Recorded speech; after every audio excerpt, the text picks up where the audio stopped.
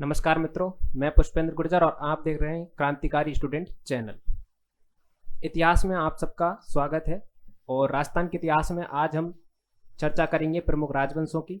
और राजवंशों की इस श्रृंखला में सबसे पहले हम चर्चा करेंगे गुर्जर प्रतिहार वंश की। भारत के इतिहास में, राजस्थान के इतिहास में बहुचर्चित जो वंश रहा है वो रहा है गुर्जर प्रतिहार वंश। तो आज उसी के बारे में हम इस क्लास में डिस्कस करेंगे। तो आइए शुरुआत करते हैं गुर्जर प्रतिहार वंश की। किसकी? गुर्जर प्रतिहार वंश की। सबसे पहले हम देखते हैं गुर्जर प्रतिहार वंश जो है उनका सामान्य परिचय। तो देखिए, गुर्जर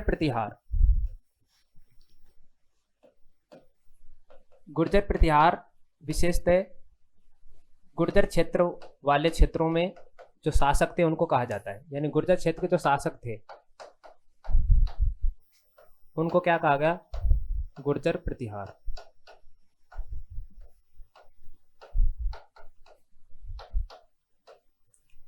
अगर समय की बात करें तो 7वीं शताब्दी से लेकर के 12वीं शताब्दी तक गुर्जर प्रतिहार जो वंश रहा उसका समय माना जाता है।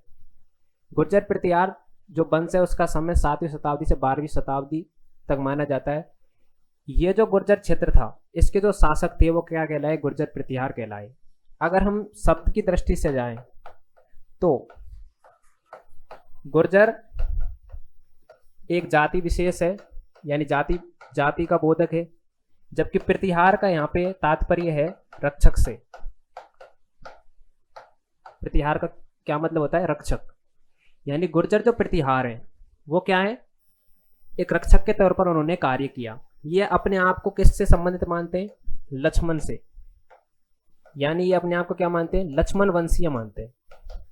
देखो, हमने कल की क्लास में ये पढ़ा था कि कुछ जो वंश में अपने आप को सूर्यवंशी बताते हैं, कुछ वंश क्या करते हैं? अपने आप को चंद्रवंशी बताते हैं। अगर इनका संबंध लक्ष्मण वंश है तो ये क्या होंगे? सीधी सी बात है कि ये क्या होंगे? सूर्यवंशी। क्योंकि भगवान राम सूर्यवंशी थे, उनके भाई लक्ष्मण, तो ये सूर्यवंशी हुए। यानी गुर्जर प्रतिहारों के अगर वंश की बात करें तो गुर्जर प्रतिहार वंश का जो संबंध है वो है लक्ष्मण से। और लक्ष्मण से संबंध है, इसका मतलब है कि गुर्जर जो प्रतिहार है वो क्या है? वो है अपने सूर्यवंशी। ठीक है, ये हुई अपने गुर्जर प्रतिहार की सामान्य जानकारी। अब देखिए, बात करते गुर्जर प्रतिहार वंश की उत्पत्ति संबंधित मत की। विभिन्न विद्वान हुए जिन्होंने गुर्जरों की उत्पत्ति के बारे में अपने अपने मत दिए। 5 उंगलियां बराबर नहीं होती, उसी प्रकार से हर के मत एक जैसे नहीं थे। हमने राजपूतों की उत्पत्ति के संदर्भ में भी कुछ मतों की बात करी, जैसे कि कुछ ने बताया कि राजपूत हैं वो ब्राह्मण जाति से उत्पन्न है। ठीक है, इसके अलावा कुछ ने बताया कि ये अग्निकुंड के सिद्धांत से उत्पन्न हुए। किसी ने बताया कि ये वैदिक आर्यों की संतान है। किसी ने बताया कि ये खुद ब्राह्मण है। साहित्यिक स्रोतों में बताया कि ये ब्राह्मण है। कुछ मिश्र जाति बताते। तो ये विभिन्न प्रकार के मत रहे राजपूतों से संबंधित। उसी प्रकार से मत रहेंगे यहाँ पे गुर्जर प्रतिहार की उत्पत्ति संबंधित। तो यहाँ पे हम देखते हैं सबसे पहले हम बात करेंगे चंद्रवरदायी की। तो चंद्रवरदायी ने एक ग्रंथ लिखा जिसका नाम क्या था? पृथ्वीराज रासो।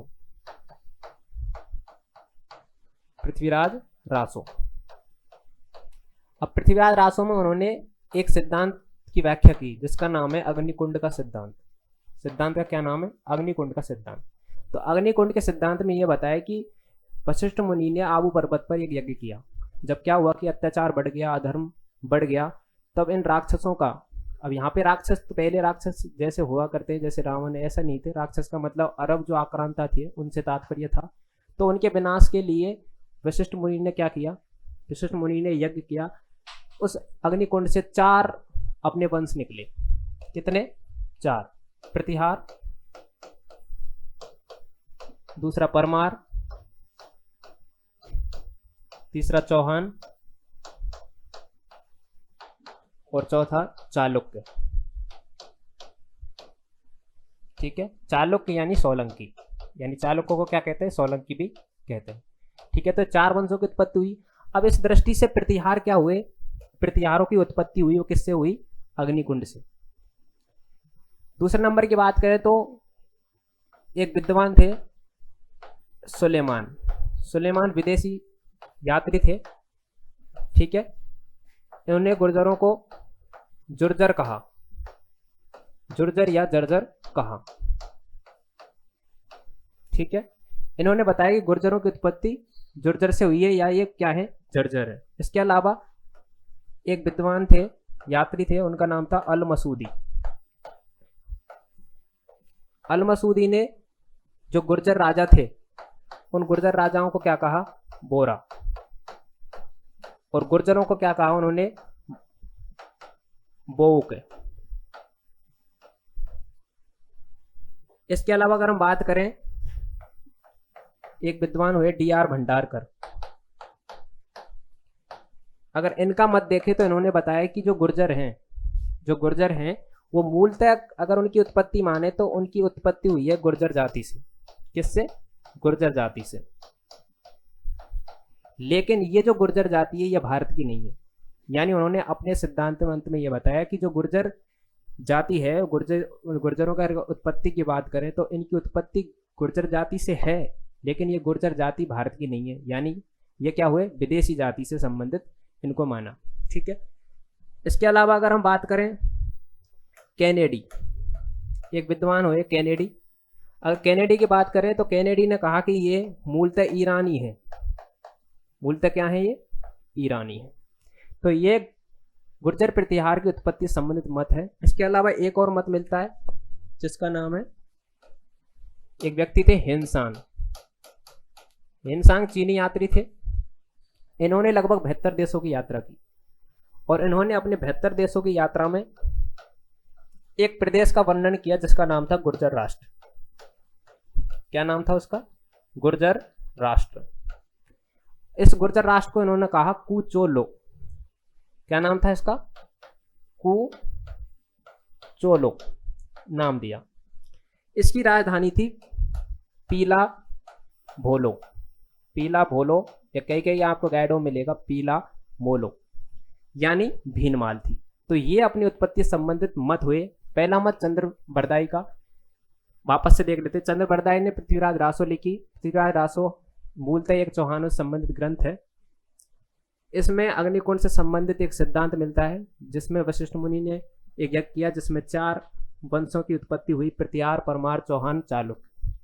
अब हम बात करें किसी गुर्जर प्रतिहार वंश की, तो गुर्जर प्रतिहार वंश की उत्पत्ति इस दृष्टि से किसमें हुई, अग्निकुंड से। दूसरे व्यक्ति की बात करें हम सुलेमान की, तो सुलेमान ने गुर्जरों को क्या कहा, जुर्जर या जर्जर कहा। ठीक है, इन्होंने इनकी उत्पत्ति इनसे मानी। तीसरे व्यक्ति की बात करें तो अल मसूदी, इन्होंने गुर्जर प्रतिहारों के राजाओं को बोरा कहा और जो गुर्जर प्रतिहार उनको क्या कहा, बोक कहा। ठीक है, फिर चौथे आदमी की बात करें तो डी.आर. भंडारकर। इन्होंने कहा कि गुर्जर जाति मूलतः क्या है, मतलब इनकी उत्पत्ति किससे हुई है, मूलतः गुर्जरों से हुई है, लेकिन ये गुर्जर जाति है ये भारत की नहीं है, यानी विदेशी है। ठीक है, इसके बाद में अगर बात करें 5वें नंबर पर तो कैनेडी महोदय। तो कैनेडी महोदय ने बताया कि गुर्जर है उनकी उत्पत्ति कहाँ से है, मूलतः ईरान से है। इसके बाद में अगर बात करें हेनसान की 6 नंबर पे, तो हेनसान ये चीनी यात्री थे। इन्होंने 72 देशों की यात्रा की और उसमें से एक देश का उन्होंने वर्णन किया जिसका नाम था गुर्जर राष्ट्र, और उस गुर्जर राष्ट्र का नाम था कुचुलो, और उसकी राजधानी पीला भोलो या पीला मोलो, जिसका अर्थ होता है यानी जिसकी राजधानी थी भीनमाल। ठीक है, ये अपने क्या हुए, गुर्जर प्रतिहार वंश की उत्पत्ति संबंधित मत रहे। ठीक है, आगे बढ़ते हैं। अब बात करते हैं प्रतिहारों का मूल स्थान। देखो, प्रतिहारों का मूल स्थान क्या रहा, हम कैसे माने कि प्रतिहार मंडोर के हैं, कैसे माने कि प्रतिहार उज्जैन के थे, कैसे माने कि प्रतिहार भीनमाल में थे। तो इससे संबंधित मूल स्थान संबंधित जो कुछ मत हैं उनके बारे में हम पढ़ते हैं। तो पहला स्रोत मिलता है, उसका नाम है हरिवंश पुराण। तो पहले स्रोत का क्या नाम है, हरिवंश पुराण। ठीक है, इसके अगर रचयिता की बात करें तो इस ग्रंथ की रचयिता, यानी ये जैन ग्रंथ है, इसकी रचयिता जैन सूरी। अगर जैन सूरी की बात करें तो जैन सूरी ने इस जो ग्रंथ में उल्लेख किया है कि जो वत्सराज हैं, यानी वत्सराज के दरबार में थे, ये कौन, जैन सूरी। तो इन्होंने कहा कि वत्सराज उज्जैन के राजा थे। कहाँ के राजा थे, उज्जैन के, और इसकी राजधानी थी अवनंती। ठीक है, इस दृष्टि से अगर मूल स्थान की बात करें तो हरिवंश पुराण के अनुसार ये जो गुर्जर प्रतिहार थे वो कहाँ के थे, उज्जैन के। ठीक है, फिर उसके बाद में अगर हम बात करें दूसरे नंबर पे अगर हम बात करते हैं कि गुर्जर प्रतिहार कहाँ के थे, तो एक शिलालेख मिलता है जिसका नाम है घटियाला शिलालेख। घटियाला शिलालेख,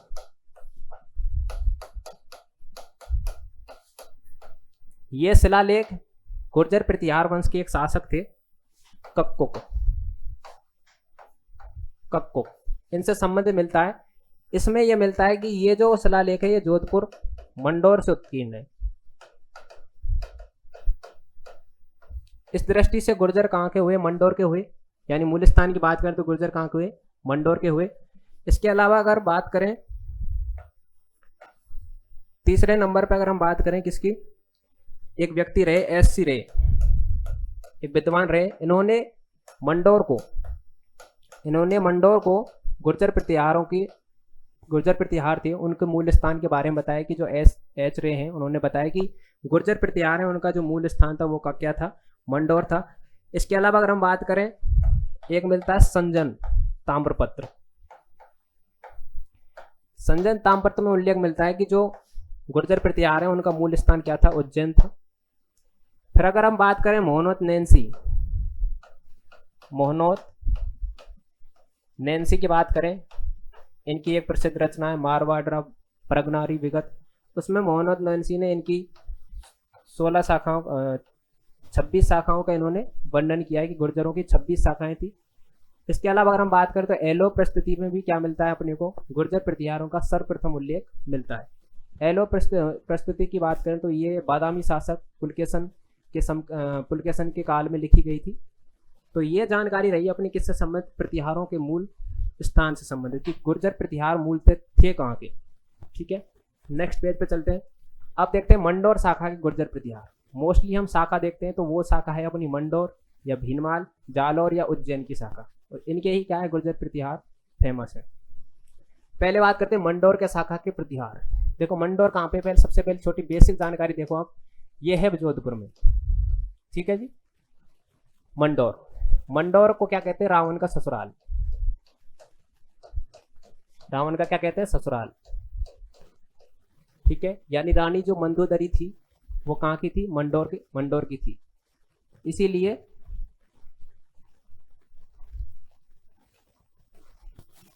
हम बात करें मंडौर की, तो मंडौर कहाँ? मंडौर जोधपुर में है, और जोधपुर को रावण का ससुराल कहते हैं। यानी रानी जो मंदोदरी है उनका संबंध किससे है? जोधपुर से है। तो मंडौर में शाखा विकसित हुई, उस शाखा का क्या नाम है? उस शाखा का नाम है गुर्जर प्रतिहार। ठीक है, अब हम बात करें कि इस शाखा में पहले व्यक्ति कौन हुए, यानी संस्थापक कौन हुए, आदि पुरुष कौन हुए।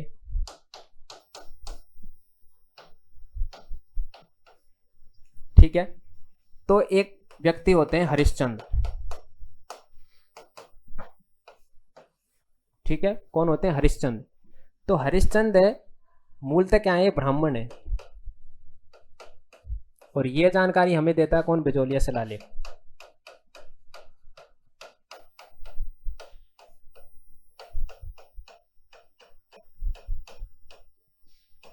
कौन देता है? बिजोलिया शिलालेख। हरिश्चंद्र, इनका अगर मूल नाम देखें तो इनका मूल नाम था रोहिलद्री। इनकी 2 रानियां थी, एक रानी ब्राह्मण रानी और दूसरी रानी छत्राणी, यानी क्षत्रिय रानी। ठीक है, जिसका नाम क्या है? भद्रा।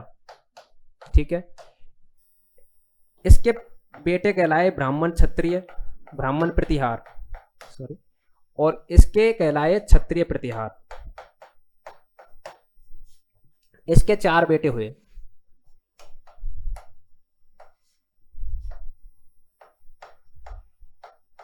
बोधक, कक्क, रज्जिल और देह। कितने बेटे हुए? 4। रोभद्र, कक्क, रज्जिल, देह। तो इनका जो बेटा था रज्जिल, ठीक है, रज्जिल ने मंडौर में सबसे पहले किसकी स्थापना करी? गुर्जर प्रतिहार वंश की स्थापना करी। इन तीनों चारों भाइयों ने मिलकर के नागवंशियों को हराया। किनको हराया? नागवंशियों को। और नागवंशियों को हरा करके अपने साम्राज्य की स्थापना करी, और उस साम्राज्य का नाम क्या माना जाता है? गुर्जर प्रतिहार और वो कहाँ के, मंडोर के। तो मंडोर में पहली शाखा किसने डाली, तो वो शाखा डाली किसने, रज्जिल ने। मंडोर शाखा की जानकारी के स्रोत क्या हैं, तो जानकारी के स्रोत हैं, आपको बता देता हूं मैं कि जानकारी के स्रोत है यहाँ पे, एक तो मिलता है घटियाला शिलालेख,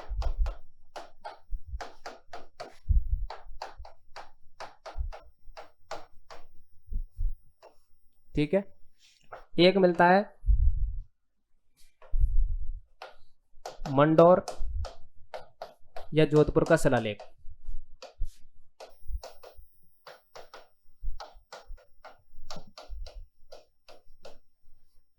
इसकी रचना की गई थी कक्कुस के टाइम पर, यानी कक्कुस नहीं, कक्कुक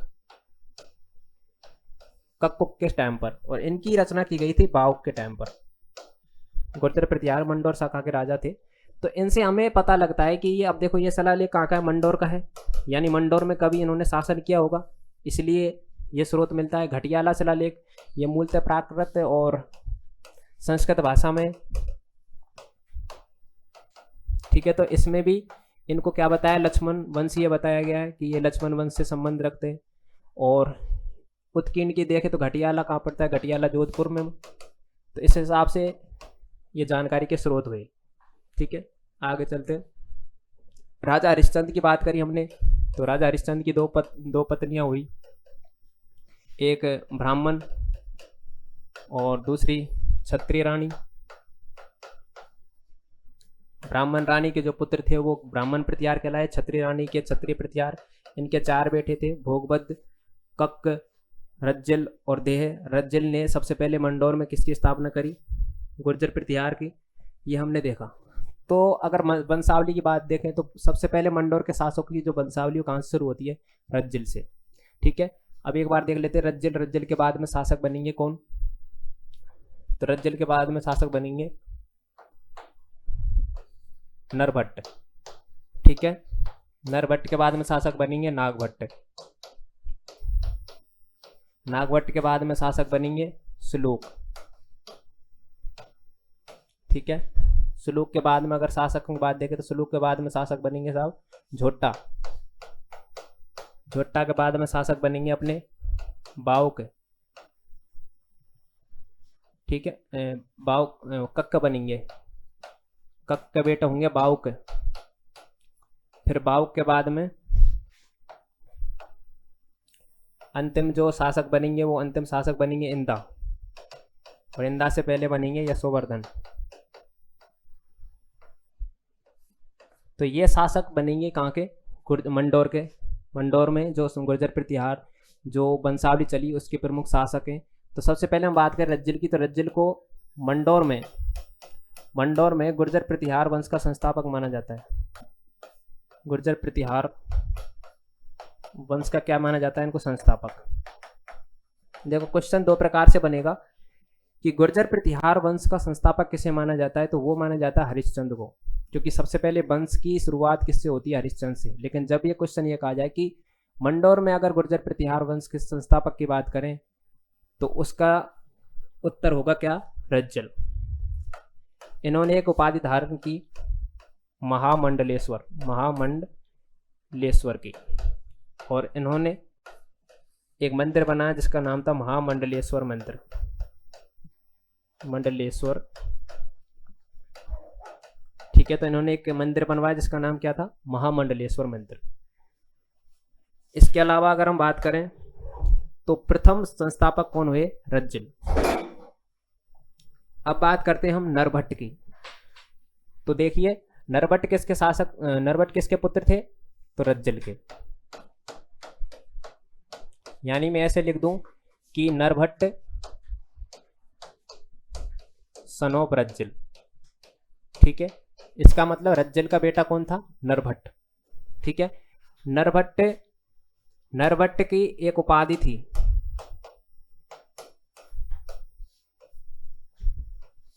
जिसका नाम था पिल्लापन्नी। किसने दी, ह्वेनसांग ने। मैंने बताया ना, ह्वेनसांग एक यात्री था आया जिसने 72 देशों की यात्रा की, एक राष्ट्र का वर्णन किया जिसमें एक राष्ट्र था गुर्जर प्रतिहार। तो पिल्लापानी इनकी उपाधि थी, जिसका अर्थ देखें तो वो है रण कौशल में निपुण जो व्यक्ति होता है उसे उपाधि दी जाती है। इसके बाद में बनता है नागवट फर्स्ट। नागवट फर्स्ट थे, इन्होंने सबसे पहले अपनी राजधानी मंडौर से मेड़ता बनाई। सबसे महत्वपूर्ण बात इनकी ये है कि इन्होंने मंडौर से मेड़ता बनाई। मेड़ता का पहले नाम था मेड़ंतिका, यानी मेड़ता का उन्होंने अपनी राजधानी बनाया। इनकी पत्नी का नाम था गज्जिका। इन दोनों से 2 पुत्र बने जिनका नाम था, एक का नाम था भोज और एक का नाम था तात। तात बने सन्यासी। तात क्या सन्यासी प्रवृत्ति के थे, तो ये सन्यासी बने। और भोज बने स्वामी, यानी भोज क्या बने, शासक बने। ठीक है। इन्होंने एक मंदिर बनवाया महावीर स्वामी का। महावीर स्वामी का इन्होंने एक जैन मंदिर बनवाया, जिसमें मतलब जिसको उत्तर भारत का सबसे प्राचीन मंदिर कहा जाता है। तो ये बात हुई किसकी, नरभट्ट और नागभट्ट की। नेक्स्ट हम चलते हैं। इसके बाद में राजा बनेंगे श्लोक। श्लोक ने सबसे पहले वल्ल प्रदेश, अब हम बात करें वल्ल प्रदेश कहाँ है, तो वल्ल प्रदेश है जैसलमेर में। ठीक है, वल्ल प्रदेश कहाँ है, जैसलमेर में। तो इसके शासकों को हराया।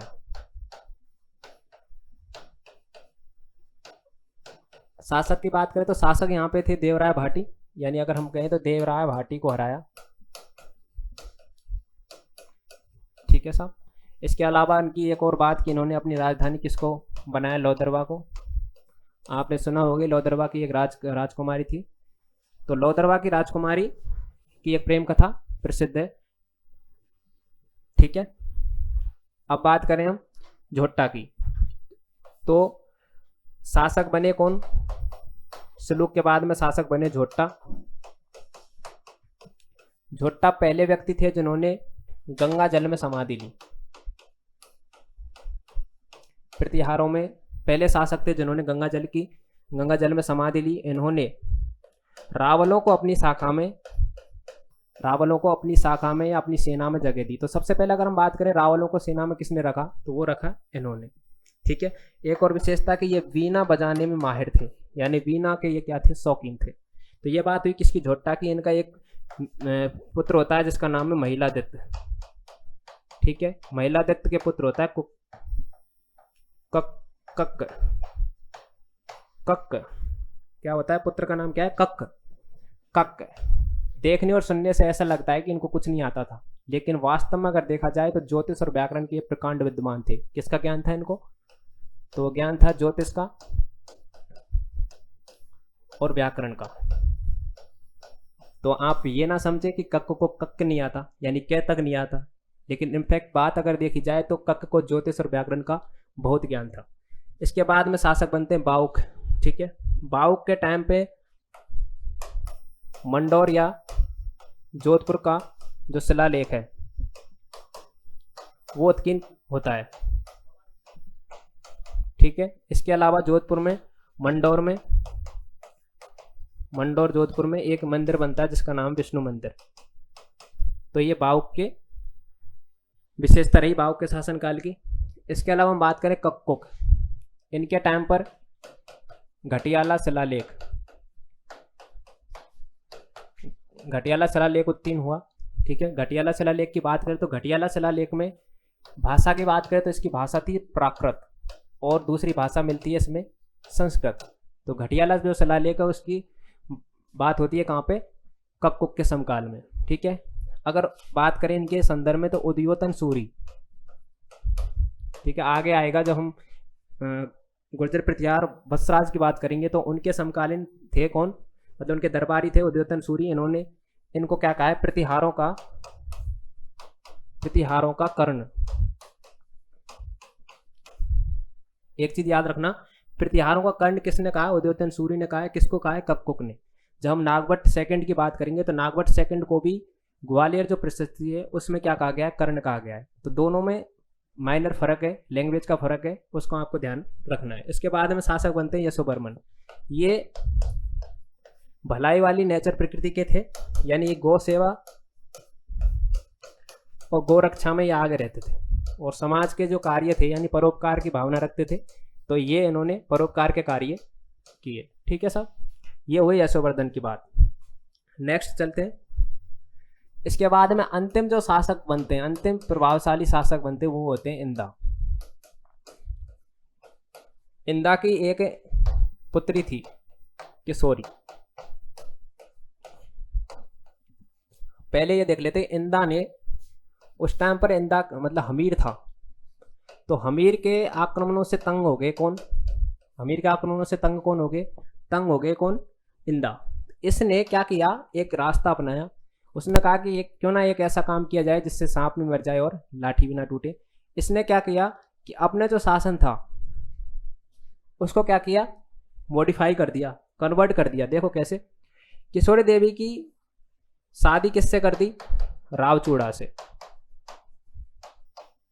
रावचूड़ा बीकानेर में राठौड़ वंश के संस्थापक किसको माना जाता है? रावचूड़ा को। रावचूड़ा के बेटे थे रायमल, और बेटी थी हंसाबाई, जिसकी शादी मेवाड़ के लाखा सिंह से हुई। वो संयोगवश हुई। उसकी जो प्रेम, जो उसका जो प्रोसेस थी उसको हम बाद में डिस्कस करेंगे जब हम मेवाड़ का इतिहास पढ़ेंगे, क्योंकि वो एक लंबी चौड़ी कहानी है, उसमें अपने को नहीं जाना। अपने को इतना जाना है कि बस शादी किससे हुई? रावचूड़ा से।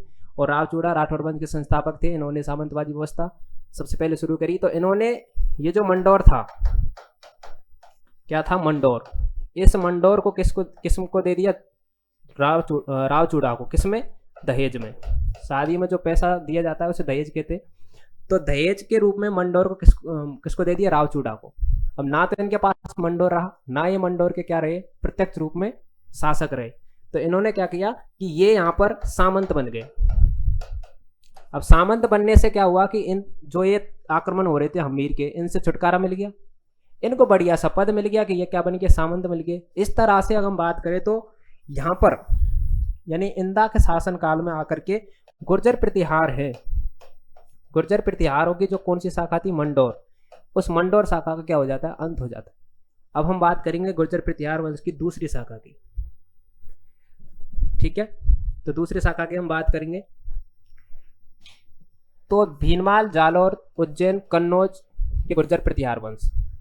अगर मंडौर के बाद में अगर हम देखें तो मंडौर के बाद में शक्तिशाली शासक किस शाखा में हुए? तो वो ये शाखा थी, शक्तिशाली शासक हुए। ठीक है, आगे बढ़ते हैं इसके बारे में हम। अब बात करते हैं प्रमुख राजा नरेशों की।